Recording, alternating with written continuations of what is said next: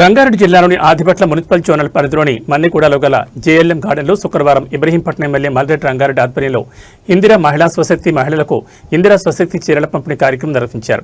ఈ కార్యక్రమంలో భాగంగా ఆయన మాట్లాడుతూ మహిళలను అన్ని రంగాల్లో ముందుకు తీసుకురావడమే తమ లక్ష్యంగా రాష్ట్ర ప్రభుత్వం రాష్ట్ర ముఖ్యమంత్రి రేవంత్ రెడ్డి పనిచేస్తున్నారని ఆయన తెలిపారు. మహిళలకు అన్ని విధాలుగా ఆర్థిక స్వావలంబన కల్పించేలా తమ ప్రభుత్వం కృషి చేస్తోందని ఆయన తెలిపారు. రాష్ట్ర వ్యాప్తంగా మహిళలకు అన్ని విధాలుగా ఆర్థిక సాయం అందించాలనే సదుద్దేశంతో రాష్ట్ర ముఖ్యమంత్రి రేవంత్ రెడ్డి ఆదేశాల మేరకు జిల్లాలోని అన్ని ప్రాంతాల్లో ఆర్థిక రుణాలు మంజూరు చేస్తున్నామని, ప్రభుత్వ పథకాల అమలు కోసం అధికారులు కృషి చేస్తున్నట్లు వివరించారు.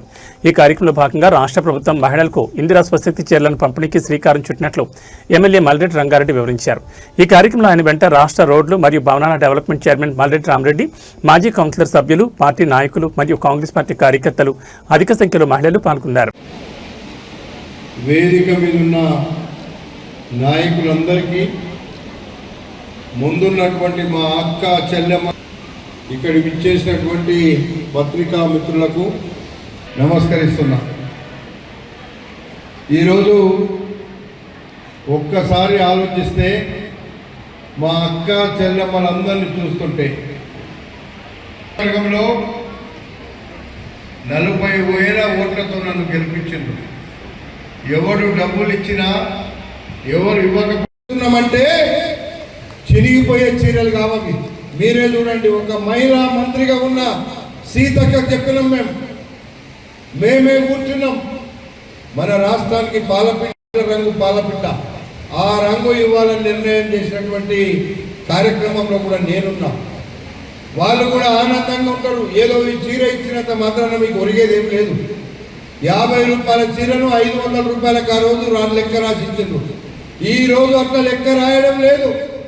ఎంత ఖరీదైందో, 500 అయిందో, 600 అయిందో, 700 నాకు కూడా తెలియదు. దాని ధర 600-700 ఉంటుందేమో, మీకు కూడా తెలుసు. కాబట్టి ఇవన్నీ కూడా 18 సంవత్సరాలు నిండినటువంటి మన చెల్లెమ్మల దగ్గర నుంచి పండు ముసలమ్మల వరకు ప్రతి ఒక్కరు, ఒక ఇంట్లో 4 ఉంటే 4 కూడా ఇచ్చే కార్యక్రమాన్ని చేయమని. మీ ఇంట్లో 4 ఉంటే 4 దగ్గర మీరు చీరలు తీసుకోండి. ఆ ఫోటోలు తెచ్చుతారు, మీకు చీరలు ఇస్తారు.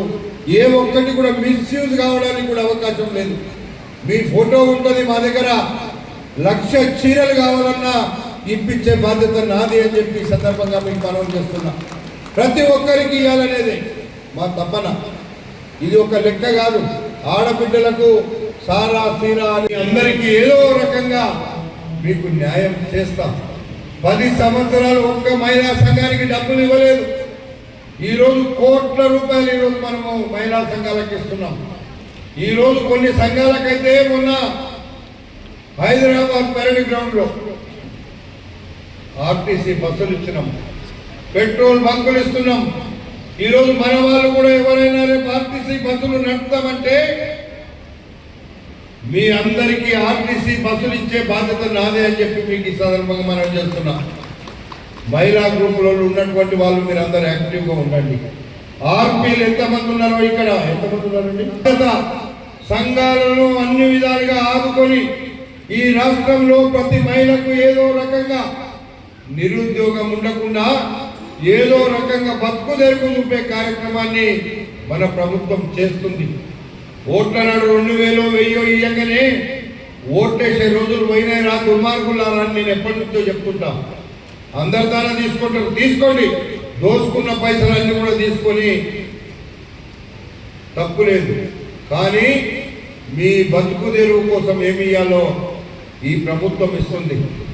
కేవలం కొన్ని పత్రికలు పెట్టుకున్నారు, కొన్ని టీవీలు పెట్టుకున్నారు. అబద్ధాల పునాదుల మీద వెలిసినటువంటి ఒక కుటుంబ పార్టీ ఈరోజు రాష్ట్రాన్ని నాశనం చేసి తెలంగాణ రాష్ట్రం ఇచ్చిందే. ఆంధ్రలో కాలడ్డం పెడితే పొలాలలో పంటలు పడతాయి. తెలంగాణలో బతకడానికి నీళ్లు లేవు, బతకడానికి నదులు లేవు, బతకడానికి అవకాశం లేదని సోనియా గాంధీ తెలంగాణ రాష్ట్రము ఇచ్చినాడు.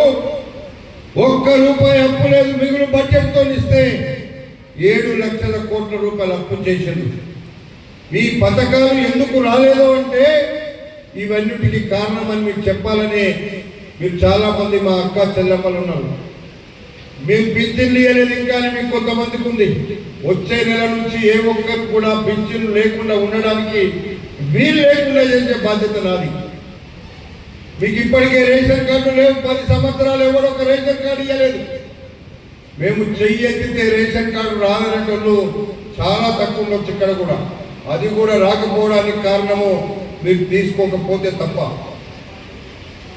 మీ అందరికీ రేషన్ కార్డులు ఇచ్చినాము, సన్న బియ్యం ఇస్తున్నాము, ఎన్ని అప్పులున్నా ఈ కార్యక్రమాలు చేస్తున్నాం. ఒకవేళ అప్పులే లేకుంటే తెలంగాణ రాష్ట్రంలో ఉన్న మిగులు బడ్జెట్ అంతా పేదవాళ్ళకి పంచాలనేటువంటి ఒక కార్యక్రమాన్ని మేము తీసుకున్నాం. కానీ నెలకి 12,000 కోట్ల రూపాయలు పేదవాళ్ళకు రావాల్సిన డబ్బు వడ్డీలకు అసలుకు, వాళ్ళు తీసుకున్న వడ్డీలకు అసలుకు పోతున్నాయి. ఒకవేళ అప్పు లేకపోతే ఈరోజు అడిగిన ప్రతి ఒక్కరికి ఎట్లయితే రేషన్ కార్డు ఇస్తున్నామో, ఎట్లయితే కరెంటు బిల్లు ఇస్తున్నామో, అట్లాగే ఇల్లు ఇస్తుంటే, అట్లాగే మిగులు బడ్జెట్ ఇంకేదో